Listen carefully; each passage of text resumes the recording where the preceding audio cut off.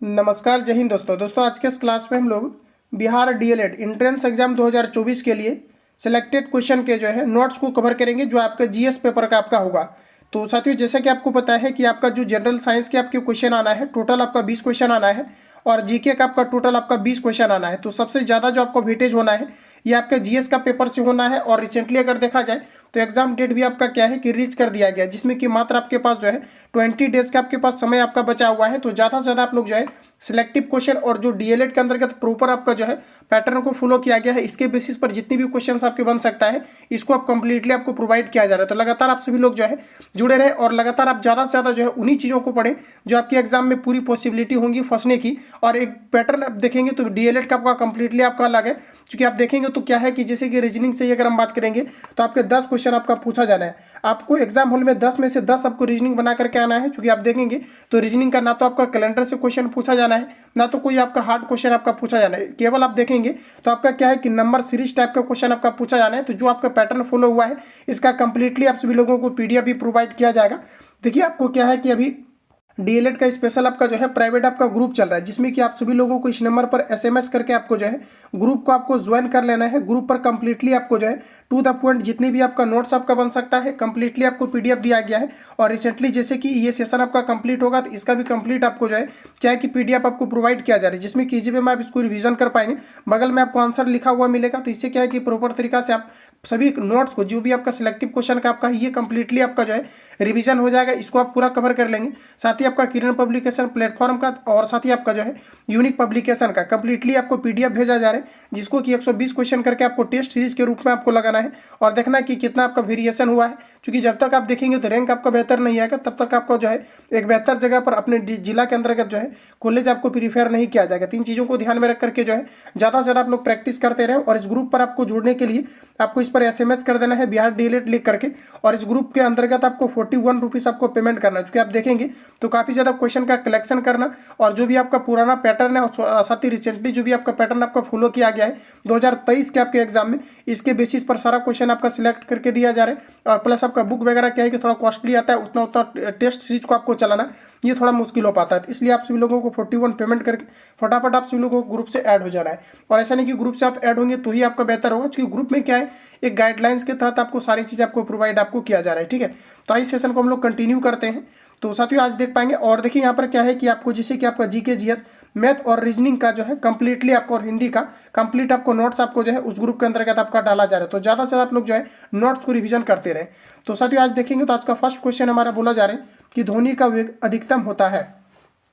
तो बताइएगा आप लोग राइट आंसर क्या हो जाएगा। ध्वनि का जो हमारा वेग है ये अधिकतम किस में होता है। तो साथियों यहाँ पर हमारा राइट आंसर हो जाएगा स्टील में। स्टील या फिर ठोस बोल सकते हैं, इसमें ध्वनि का जो वेग होता है ये आपका अधिकतम होता है। कई बार क्वेश्चन आपका पूछा जाता है कि ध्वनि निम्न में से किस में गमन नहीं कर सकता है, तो ऑप्शन में आपको दिया रहेगा निर्वात। ध्यान रखेंगे क्या दिया रहेगा, तो निर्वात आपको दिया रहेगा, क्योंकि ध्वनि संचरण के लिए माध्यम की आवश्यकता होती है, जबकि ध्वनि जो है निर्वात में गमन नहीं कर सकती है।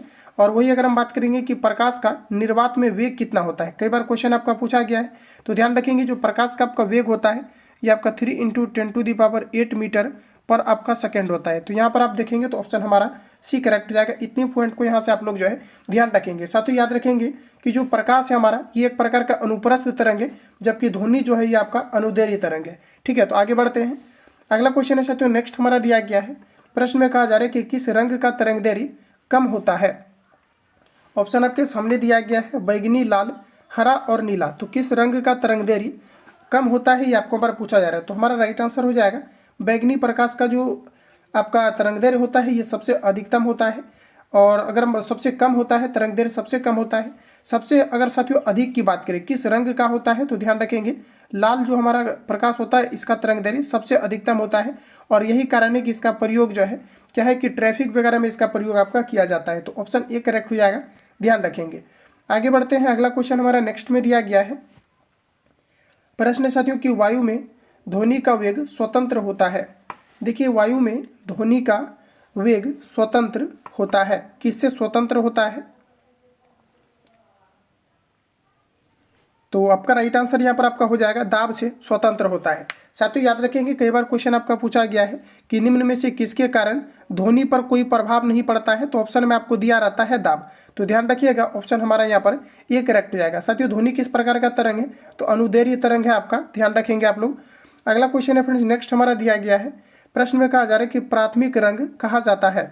ऑप्शन आपके सामने दिया गया है, बिल्कुल आपका टू द पॉइंट आपके सभी क्वेश्चन है, जहाँ से कि क्वेश्चन फंसने का आपका 99.99% आपकी गारंटी होगी। इसके पीछे देखिए गारंटी क्यों, क्योंकि आप देखेंगे तो ये सभी क्वेश्चन आपका डीएलएड और बीएड के अंतर्गत जो है लगातार आपका रिपीट किया गया है। तो सेम चीज़ें आपका है जो कि बिहार विद्यालय परीक्षा समिति पटना की ओर से कंडक्ट आपके कराए जा रहे हैं, इन सभी को आपको जो है टू द पॉइंट आपको सभी को प्रिपेयर रखना है, और उसके बेसिस पर जितने भी क्वेश्चन आपका बन सकता था इन सभी को मैंने जो है टॉपिक वाइज भी कवर कराया हुआ है। तो ध्यान रखेंगे, तो प्राथमिक रंग कौन सा है ये आपको पर पूछा जा रहा है। तो साथियों हमारा राइट आंसर हो जाएगा लाल, हरा और नीला।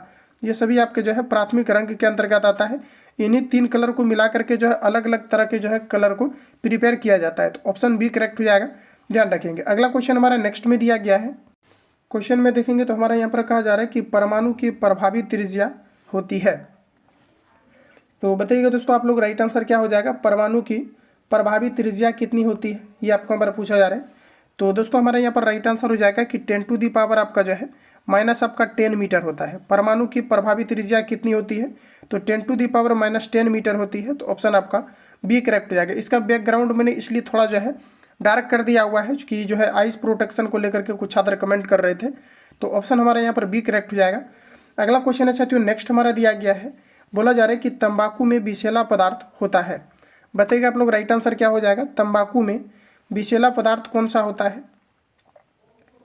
तो देखिए हमारा राइट आंसर हो जाएगा आपका निकोटीन होता है। ऑप्शन आपका ए करेक्ट हो जाएगा, तंबाकू में विषैला पदार्थ होता है। तो साथियों हमारा राइट आंसर हो जाएगा निकोटीन होता है, ऑप्शन ए करेक्ट हो जाएगा। अगला क्वेश्चन हमारा नेक्स्ट में दिया गया है, प्रश्न हमारा कि कैफीन कहाँ पाया जाता है, ये आपको हमारा पूछा जा रहा है। ऑप्शन सामने दिया गया है, कैफीन कहाँ पाया जाता है। ऑप्शन ए तंबाकू, ऑप्शन बी दिया गया है आलू, कॉफ़ी, पालक। तो देखिए साथियों अगर हम बात करेंगे जो है कैफीन कहाँ पर पाया जाता है, तो ये आपके कॉफ़ी के अंतर्गत पाया जाता है। ऑप्शन सी करेक्ट हो जाएगा। वही साथियों अगर हम बात करें कि भारत में उगाए जाने वाले जो कॉफ़ी है यह अधिकतम किस प्रकार का है, तो ध्यान रखेंगे अरेबिका है। और कॉफ़ी उत्पादन में जो है कर्नाटक सबसे अग्रणी राज्य है। जबकि अगर हम बात करेंगे चाय का, तो देखिए चाय उत्पादन में जो है असम जो है अग्रणी राज्य है। ध्यान रखेंगे चाय उत्पादन में कौन सा राज्य अग्रणी है, तो असम है। जबकि बिहार के अंतर्गत अगर हम बात करेंगे तो किशनगंज हो जाएगा। चाय का जो है साथियों जन्मभूमि किसे कहा जाता है, तो ये आपके असम को ही कहा जाता है। तो इतने पॉइंट को याद रखेंगे, ऑप्शन आपका यहाँ पर सी करेक्ट हो जाएगा। साथियों पालक दिया गया है, तो पालक में पूछा जाता है किस प्रकार के तत्व पाए जाते हैं, तो पालक के अंतर्गत एफी नामक जो है धातु पाए जाते हैं, जिसको आप तत्व के अंतर्गत रख सकते हैं। तंबाकू आपका क्लियर हो गया है। आलू के हम लोग कौन से भाग को खाते हैं, तो आलू के हम लोग तना को खाते हैं, जिसे हम लोग कहते हैं कंद। तो इतने पॉइंट को यहाँ से आप लोग नोट डाउन करेंगे। ऑप्शन फ्रेंड्स यहाँ पर आपका सी करेक्ट हो जाएगा। अगला क्वेश्चन हमारा नेक्स्ट में दिया गया है, एक एवोगाड्रो संख्या का मान होता है।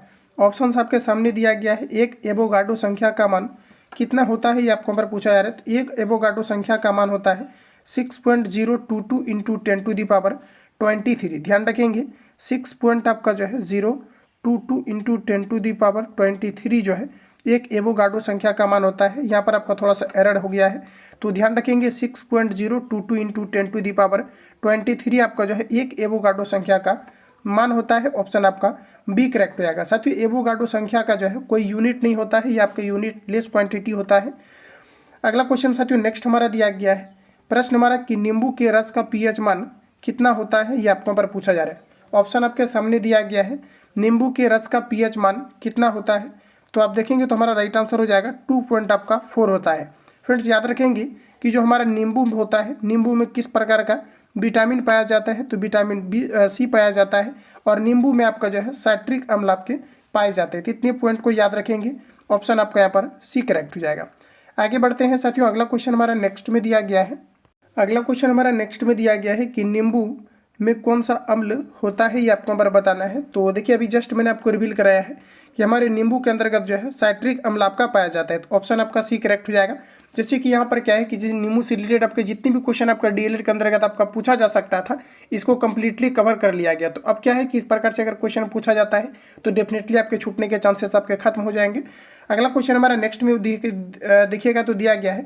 और साथियों क्या है कि आपको मात्र एक ही चीज़ आपको बचा सकता है, कि ज़्यादा से ज़्यादा अगर प्रैक्टिस करेंगे तो, क्योंकि आप रिजल्ट देखेंगे तो आपका एक ही मात्र तरीका से हो सकता है प्रैक्टिस। प्रैक्टिस एक ऐसा चीज़ है आपका जो कि आपके कंपटीशन लाइन या फिर बिहार आपका डीएलएड हो चाहे आपका बीएड हो, प्रैक्टिस ही आपको रिजल्ट दिला सकता है। ऐसा नहीं कि अगर 20 क्वेश्चन हम आपको करा दिए तो इसमें से 10 क्वेश्चन आपका आ जाएगा, क्योंकि ऐसा आप देखेंगे तो काफ़ी ज़्यादा आपको जो है थंबनेल पर लिखा हुआ आपको पढ़ाए भी जा रहे होंगे। तो ऐसा बिल्कुल भी कुछ नहीं होना है, 20 क्वेश्चन में से 10 क्वेश्चन आपको फंसा देगा, ऐसा कोई नहीं है।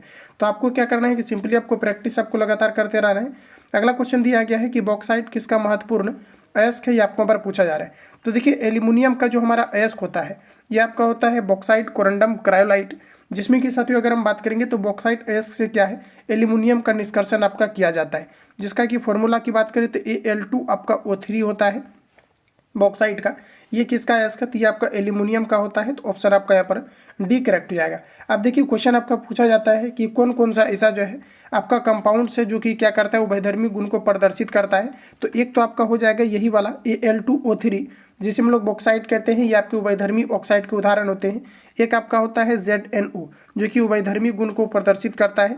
एक आपका होता है PbO। इन पॉइंट को आप लोग नोट डाउन करिए और वहाँ पर आपको लिखना है कि निम्न में से कौन कौन या फिर कौन सा जो है आपका कंपाउंड या यौगिक है जो कि उभयधर्मी गुण को प्रदर्शित करता है। तो ध्यान रखेंगे Al2O3, ZnO आपका होता है, PbO आपका होता है जो उभयधर्मी गुण को प्रदर्शित करता है। तो इतनी पॉइंट को यहाँ से आपको ध्यान रखना है। अगला क्वेश्चन की साथियों बात करें तो पीतल को मिश्र धातु है। तो देखिए बताना है कि जो आपका पीतल है ये किसका किसका मिश्र धातु है, ये आपको पर पूछा जा रहा है। तो पीतल के अंतर्गत साथियों कॉपर और आपका जो है जस्ता को मिलाया जाता है, जिसे हम लोग जिंक कहते हैं। और ऑप्शन की अगर हम बात करेंगे तो ऑप्शन ए में दिया गया है तांबा और टीन, तो ये आपका यहाँ पर गलत हो जाएगा। ऑप्शन बी आपका राइट हो जाएगा, तांबा और जस्ता का मिश्र धातु क्या कहलाता है, तो ये आपका जो है पीतल कहलाता है। तो ऑप्शन आपका यहाँ पर जो है सी करेक्ट हो जाएगा। आगे बढ़ते हैं। अगला क्वेश्चन हमारा नेक्स्ट में दिया गया है कि पारा का अयस्क है। बताइएगा आप लोग राइट आंसर क्या हो जाएगा। पारा जो है पारा का अयस्क क्या है, ये आपको यहाँ पर पूछा जा रहा है। तो साथियों पारा का अयस्क है आपका सिनेबार, ऑप्शन आपका सी करेक्ट हो जाएगा। साथियों पारा की अगर हम बात करेंगे तो सिंबल इसका Hg होता है। पारा की परमाणु क्रमांक की अगर हम बात करेंगे तो 80 होता है। यही पारा का प्रयोग जो है आपका थर्मामीटर में किया जाता है। और जो हमारा भखरा सिंदूर का जो सूत्र होता है ये आपका Hgs होता है जो कि पारा से बनाया जाता है। फ्रेंड्स पूछा जाता है कि कमरे के ताप पर कौन सा ऐसा धातु है जो कि द्रव अवस्था में पाया जाता है, तो ये आपका पारा ही है जो कि कमरे के ताप पर द्रव अवस्था में आपका पाया जाता है। ध्यान रखेंगे। वही साथियों अगर हम बात करेंगे कौन सा अधातु है जो कि द्रव अवस्था में पाया जाता है, तो ये आपका फिर हो जाएगा ब्रोमीन, जिसे हम लोग Br से डिनोट करते हैं। तो इतने पॉइंट को याद रखेंगे। क्विक सिल्वर की अगर हम बात करेंगे तो पूछा जाता है कि क्विक सिल्वर के रूप में किसे जाना जाता है, तो ये पारा को ही जो है क्विक सिल्वर के रूप में जाना जाता है। इसके अलावा साथियों अगर हम बात करेंगे जो पारा हमारा जमता है कितने डिग्री सेल्सियस टेम्परेचर पर, तो माइनस आपका जो है 39 डिग्री सेल्सियस ताप पर जो है पारा आपका जमता है। तो यहाँ पर आप देखेंगे तो ऑप्शन हमारा यहाँ पर सी करेक्ट हो जाएगा, सिनेबार। अगला क्वेश्चन हमारा नेक्स्ट यहाँ पर आपको दिया गया है प्रश्न हमारा कि ब्रॉन्ज जिसे हम लोग कहते हैं कांसा एक मिश्रण है। बताइएगा आप लोग राइट आंसर क्या हो जाएगा। कांसा जो है आपका किसका आपका मिश्रण है, ये आपको यहाँ पर पूछा जा रहा है। तो कॉपर और देखिए टीन को मिलाने के बाद जो है हमारा क्या बनता है, तो आपका बन जाता है ब्रॉन्ज, जिसे हम लोग कहते हैं कांसा। तो कांसा के बारे में आपको याद रखना क्या क्या मिलाया जाता है, तो कॉपर और आपके टीन को मिलाने के फलस्वरूप क्या बनता है, हमारा कांसा बनता है। ऑप्शन डी करेक्ट हो जाएगा। ये सभी क्वेश्चन आपके छपने लायक हैं, तो आप सभी लोग इसको ध्यान रखेंगे। अगला क्वेश्चन हमारा दिया गया है, बोला जा रहा है कि बेसेमर प्रक्रम से बनाया जाता है। तो वेरी इंपॉर्टेंट क्वेश्चन, ध्यान रखेंगे आप लोग कि बेसेमर प्रक्रम से बनाया जाता है, क्या बनाया जाता है बताइएगा। तो साथियों आप देखेंगे तो हमारा यहाँ पर राइट आंसर जो हो जाएगा ये आपका हो जाएगा इस्पात। बेसेमर प्रक्रम से क्या बनाया जाता है, ये आपको पर पूछा जा रहा है। तो साथियों हमारा राइट आंसर हो जाएगा इस्पात को बनाया जाता है। आगे बढ़ते हैं साथियों। अगला क्वेश्चन दिया गया है कि कांच निम्नलिखित का मिश्रण है। देखिए कांच किसका मिश्रण है, ये आपको पर पूछा जा रहा है। तो कांच देखिए जो हमारा होता है ये आपका बालू और सिलिकेट का मिश्रण होता है।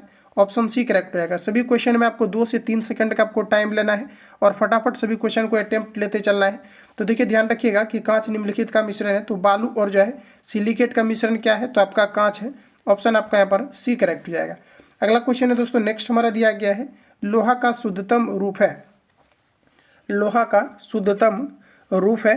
ऑप्शन ए में दिया गया है स्टील, नेक्स्ट दिया गया है पिटवा लोहा, ढलवा लोहा, स्टेनलेस स्टील दिया गया है। तो फ्रेंड्स अगर हम यहाँ पर बात करें कि हमारा जो लोहा है यानी कि आपका Fe है, इसका जो शुद्धतम रूप है ये कौन सा है, तो फ्रेंड्स हमारा राइट आंसर हो जाएगा पिटवा लोहा। क्योंकि इसमें आप देखेंगे तो कार्बन की मात्रा सर्वाधिक पाई जाती है, इसी कारण से ऑप्शन हमारा बी करेक्ट हो जाएगा। अगला क्वेश्चन हमारा नेक्स्ट में दिया गया है कि अधिकांश लोहा निम्न में से, बोला जा रहा है कि निम्न से प्राप्त किया जा सकता है। अधिकांश लोहा निम्न से प्राप्त किया जा सकता है। Hematite, magnetite, siderite, iron pyrite. तो साथियों याद रखेंगे लोहा का एस कौन कौन सा होता है, तो हेमेटाइट, मैग्नेटाइट, लिमोनाइट, सेडेराइट। फिर से रिपीट कर रहे हैं, हेमेटाइट, मैग्नेटाइट, लिमोनाइट, सेडेराइट होता है। लेकिन जो लोहा का निष्कर्षण आपका किया जाता है ये आपका हेमेटाइट एस से किया जाता है। ऑप्शन आपका जो है ये करेक्ट हो जाएगा। ध्यान रखेंगे लोहा का निष्कर्षण किससे किया जाता है, तो ये आपका हेमेटाइट एस से किया जाता है। सभी क्वेश्चन को आप लोग रिपीट करते रहें। अगला क्वेश्चन हमारा नेक्स्ट में दिया गया है, मानव द्वारा निर्मित प्रथम संश्लिष्ट रेशा था। तो देखिए सिंथेटिक अगर हम फाइबर की अगर हम बात करेंगे, जो मानव द्वारा निर्मित जो प्रथम जो रेशा था ये जो है कौन सा था, तो साथियों आपका राइट आंसर हो जाएगा नायलॉन। ऑप्शन यहाँ पर आपका जो है ये करेक्ट हो जाएगा। मानव द्वारा पहला जो है यानी कि सिंथेटिक जो हमारा फाइबर है ये कौन सा है, तो आपका हो जाएगा नायलॉन। ऑप्शन ए करेक्ट हो जाएगा। अगला क्वेश्चन हमारा नेक्स्ट यहाँ पर आपको दिया गया है। अगला में साथियों देखेंगे तो बोला जा रहा है कि गन पाउडर किसका मिश्रण होता है। देखिए ऑप्शन आपके सामने दिया गया है। बोला जा रहा है यहाँ पर आपका कि जो हमारा गन पाउडर है, बोला जा रहा है कि गन पाउडर किसका मिश्रण होता है, ये आपको यहाँ पर पूछा जा रहा है। देख लीजिए ऑप्शन आपके सामने दिया गया है। तो साथियों गन पाउडर की अगर हम बात करेंगे तो जो हमारा गन पाउडर होता है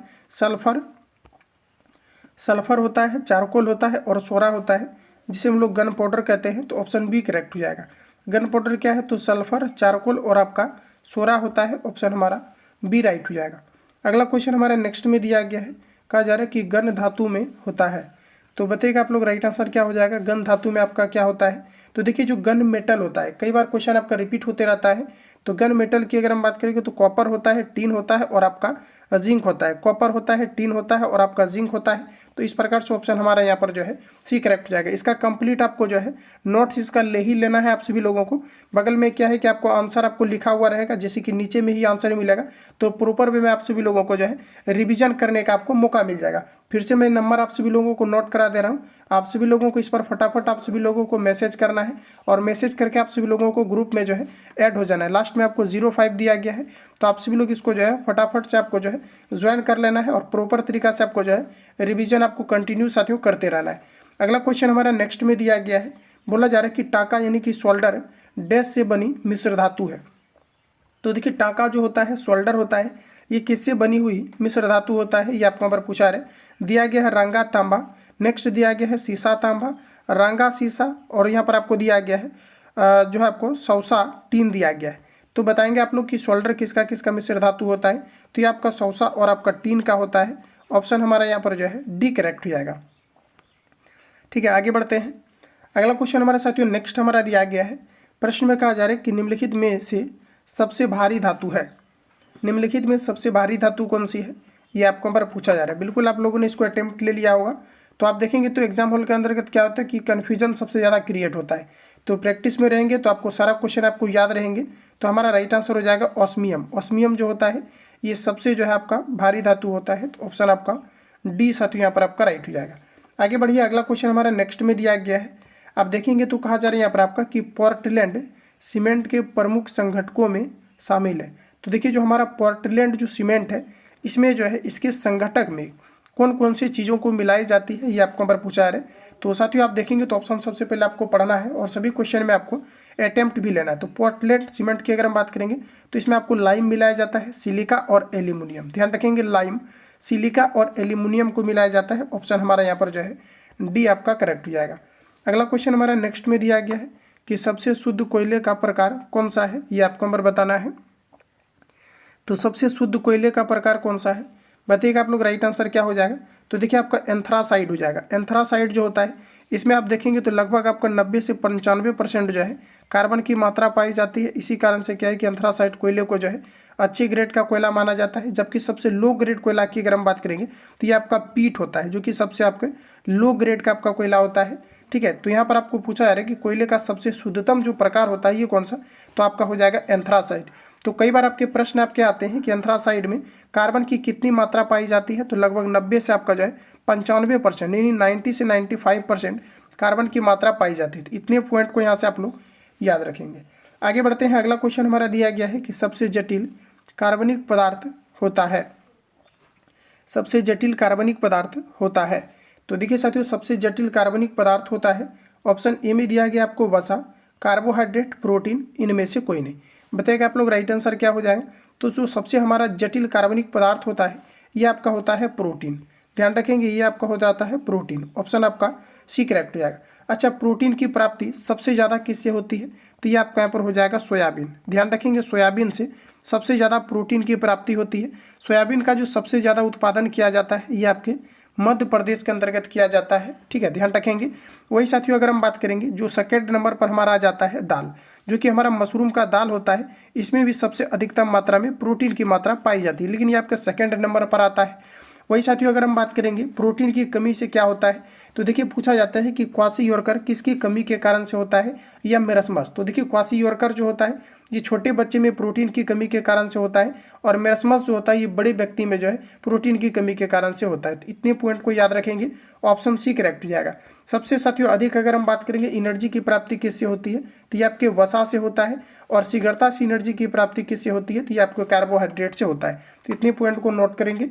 अगला क्वेश्चन हमारा नेक्स्ट में दिया गया है कि पायरेक्स कांच मुख्यतः है।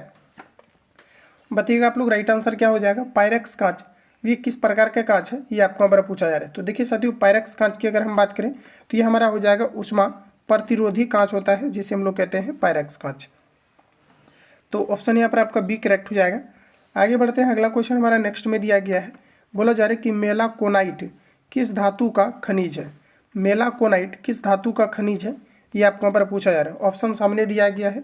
तो मेलाकोनाइट जो होता है ये किसका होता है, तो साथियों ये आपका होता है तांबा का, जिसे हम लोग कहते हैं कॉपर। तो ऑप्शन हमारा यहाँ पर जो है ए करेक्ट हो जाएगा।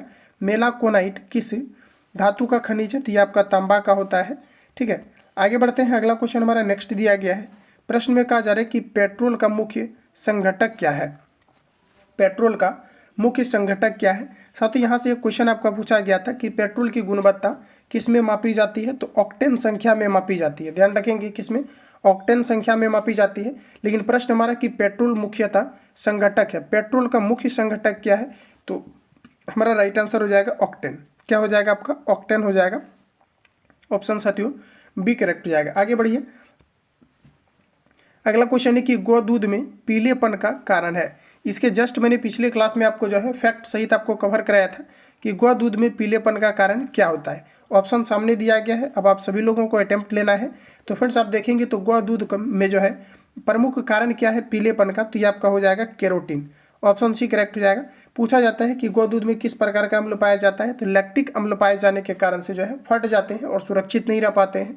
और इसके अलावा साथियों अगर हम बात करेंगे कि जो है दूध को सुरक्षित रखने के लिए इसमें जो है किस प्रकार के जो है इसमें सोडा का प्रयोग किया जाता है, तो बेकिंग सोडा का किया जाता है। ऑप्शन हमारा यहाँ पर सी करेक्ट हो जाएगा। आगे बढ़िए, अगला क्वेश्चन हमारा नेक्स्ट में दिया गया है कि पेट्रोलियम में डैश का जटिल मिश्रण होता है। पेट्रोलियम में डैश का जटिल मिश्रण होता है। पेट्रोलियम में किसका जटिल मिश्रण होता है, तो आपका प्रोपेन और ब्यूटेन का होता है। किसका किसका होता है, तो ये आपका प्रोपेन ब्यूटेन का होता है। तो ऑप्शन ए करेक्ट हो जाएगा। फिर से रिपीट कीजिए कि पेट्रोलियम में डैश का जटिल मिश्रण होता है, तो इसमें आपका प्रोपेन और ब्यूटेन का होता है। ऑप्शन हमारा ए करेक्ट हो जाएगा। आगे बढ़ते हैं, अगला क्वेश्चन दिया गया है। अगला में यहाँ पर आपको कहा जा रहा है कि एसिड जिसे हम लोग कहते हैं हिंदी में अम्ल बदलता है। तो बताइएगा कि अम्ल जो है ये किसको किस में बदल सकता है। तो देखिए साथियों होता क्या है कि जो हमारा लिटमस जो पत्र होता है ये अगर आपका जो है ब्लू टू अगर आपका रेड हो जा रहा है, ठीक है ध्यान रखिएगा कि अगर आपका ब्लू से अगर आपका रेड हो जा रहा है तो ये आपके अम्ल के गुण को प्रदर्शित करेगा। जबकि अगर मान लिया जाए कि आपका क्या है कि रेड से अगर आपका क्या है कि ब्लू हो जा रहा है तो ये क्षार के गुण को प्रदर्शित करेगा। तो अम्ल पूछा जा रहा है कि क्या करेगा, तो अम्ल जो होता है ये क्या करता है कि ब्लू को जो है रेड में क्या करता है कन्वर्ट कर देता है। ठीक है, तो यानी कि जो है ब्लू लिटमस पत्र को लाल में बदल देता है। तो यहाँ पर ब्लू को ही नीला बोलिए, तो नीला लिटमस को लाल में बदल देता है। तो ऑप्शन हमारा यहाँ पर ए करेक्ट हो जाएगा। ध्यान रखेंगे बोला जा रहा है कि एसिड यानी अम्ल बदलता है, तो नीला लिटमस पत्र को क्या करता है कि आपका लाल कर देता है। ऑप्शन ए करेक्ट हो जाएगा। अगला क्वेश्चन हमारा नेक्स्ट में दिया गया है कि स्वर्ण निम्नलिखित में से किस पदार्थ में घुल जाता है, ये आपको हमारा बताना है। स्वर्ण जो होता है ये किस पदार्थ में घुल जाता है, तो साथियों हम लोग इसे कहते हैं एक्वारेजिया। अब देखिए यहाँ पर ध्यान से समझिए कि जो हमारा एक्वारेजिया होता है ये आपका क्या होता है कि हाइड्रोक्लोरिक एसिड और आपका क्या होता है कि HNO3 इसका ये क्या होता है कि मिश्रण होता है। अब देखिए जो HNO3 दिया गया है इसे हम लोग कहते हैं नाइट्रिक एसिड, और इसके जगह पर क्या रहता है कि कभी कभी H2SO आपका 4 भी आपका दिया रहता है।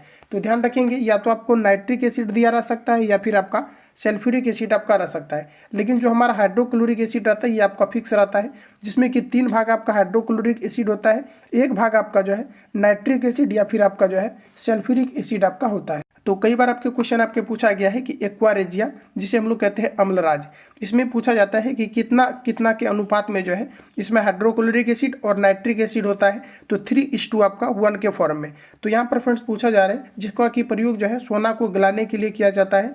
तो प्रश्न है कि स्वर्ण निम्नलिखित में से किस पदार्थ में घुल जाता है, यानी कि सोना जो है किस पदार्थ में घुल जाता है, तो ये आपका घुल जाएगा एक्वा रेजिया, जिसे हम लोग कहते हैं क्या कहते हैं, तो इसे हम लोग अम्लराज भी कहते हैं। तो ऑप्शन हमारा यहाँ पर जो है सी करेक्ट हो जाएगा। इतने पॉइंट को नोट डाउन करेंगे। अगला क्वेश्चन हमारा नेक्स्ट में दिया गया है, एमिनो अम्ल मिलते हैं, तो बताइएगा आप लोग राइट आंसर क्या हो जाएगा। एमिनो अम्ल ये कहाँ पर मिलता है, तो एमिनो अम्ल जो हमें प्रोटीन से प्राप्त होते हैं। ठीक है, एमिनो अम्ल कहाँ से मिलते हैं, तो ये आपका प्रोटीन से मिलता है। ऑप्शन आपका डी करेक्ट हो जाएगा। जैसे कि आप देखेंगे तो 3 आपका, जैसे कि मान लीजिए कि 30 आपका जो है प्रोटीन है आपका, तो इसमें क्या होता है कि कुछ आपका एमिनो अम्ल जो है इसमें आप देखेंगे तो लगभग आपका जो है 20 आपका एमिनो अम्ल हो जाता है और आपका 10 आपका प्रोटीन हो जाता है। कुछ आपका एसेंशियल होता है, कुछ आपका नॉन एसेंशियल होता है। केमिस्ट्री आप पढ़ेंगे कॉन्सेप्चुअल, तो ये चीज़ आपको पढ़ाए जाएंगे। ठीक है, साइंस स्ट्रीम से। तो ऑप्शन हमारा डी करेक्ट हो जाएगा, ध्यान रखेंगे। अगला क्वेश्चन हमारा नेक्स्ट में दिया गया है। प्रश्न में हमारा कहा जा रहा है कि एपीकल्चर किससे संबंधित है। वेरी इंपॉर्टेंट क्वेश्चन, ध्यान रखेंगे। डीएलएड के अंतर्गत आपका रिपीट किया गया है। तो बोला जा रहा है कि एपीकल्चर किससे संबंधित है, ये आपको यहाँ पर पूछा जा रहा है। तो देखिए याद रखेंगे, एपीकल्चर जो है मधुमक्खी पालन से संबंधित है। मधुमक्खी पालन जो अध्ययन होता है ये आपके एपीकल्चर के अंतर्गत किया जाता है। तो ऑप्शन आपका यहाँ पर ए करेक्ट हो जाएगा। आगे बढ़िए, अगला क्वेश्चन हमारा दिया गया है कि निम्नलिखित में से कौन विषाणु के द्वारा होने वाली बीमारी है। ऑप्शन आपके सामने दिया गया है। तो बोला जा रहा है कि विषाणु के द्वारा होने वाला बीमारी कौन सी है, ये आपको हमारा पूछा जा रहा है। तो साथियों आप देखेंगे तो हमारा राइट आंसर हो जाएगा पोलियो। पोलियो जो होता है ये विषाणु के कारण से होता है, लेकिन आप देखेंगे तो 2012 से जो है पोलियो मुक्त भारत जो है घोषित किया गया है और हमारा जो है देश पोलियो भारत मुक्त जो है हो भी गया है। नहीं तो इसके पहले क्या था कि गाँव गाँव में जो है पोलियो का जो है टीका यानी कि जो है ड्रॉप देने के लिए भी आते थे। तो अब क्या है कि इंजेक्शन ही जो है बचपन में ही लगा दिया जाता है और अब क्या है कि पोलियो मुक्त भारत जो है ये हो भी चुका है। तो ध्यान रखिएगा कि निम्नलिखित में से कौन विषाणु के द्वारा होने वाली बीमारी है, तो ये आपका राइट आंसर हो जाएगा पोलियो। ऑप्शन सी करेक्ट हो जाएगा। अगला क्वेश्चन है साथियों नेक्स्ट हमारा दिया गया है। प्रश्न में कहा जा रहा है कि मलेरिया रोग होता है। तो देखिए जो मलेरिया रोग हमारा होता है ये किस कारण से होता है, इन चीज़ों के बारे में आपको पूछा जा रहा है। तो साथियों याद रखेंगे कि जो हमारा मादा एनाफिलीज द्वारा जो है ये आपका मलेरिया होता है। किन के द्वारा होता है, तो मादा एनाफिलीज के द्वारा मलेरिया आपका होता है। तो ऑप्शन हमारा यहाँ पर ये करेक्ट हो जाएगा। तो साथियों आज के सेशन में हम लोग जो है 37 क्वेश्चन को सिलेक्ट किए थे, जो कि आपके डीएलएड के एग्जाम पॉइंट ऑफ व्यू से काफ़ी ज़्यादा इंपॉर्टेंट था आपका। और आपने लेवल देखा और आप प्रीवियस ईयर लगाना तब देखना तो कि कितना जो है आपके ज़्यादा से ज़्यादा क्वेश्चन आप बिल्कुल जो है अटेम्प्ट ले पाएंगे। और सेट वगैरह में क्या है कि आप देखेंगे तो ज़्यादा से ज़्यादा भी प्रैक्टिस करेंगे और सेट आप लगाएंगे तो डेफिनेटली आप 100% जो है डीएलएड के अंतर्गत आप बेहतर परफॉर्मेंस कर पाएंगे। और जितने भी ऑल ओवर आपका सिलेक्टिव क्वेश्चन आपका हो सकता है, कंटिन्यू हमारा टीम काम कर रहा है, तो आप सभी लोग लगातार जो है बेहतर तरीका से जुड़े रहे। बाकी किसी प्रकार का डाउट या संशय हो तो आप मुझे कमेंट करके अपना फीडबैक जो है जरूर दें।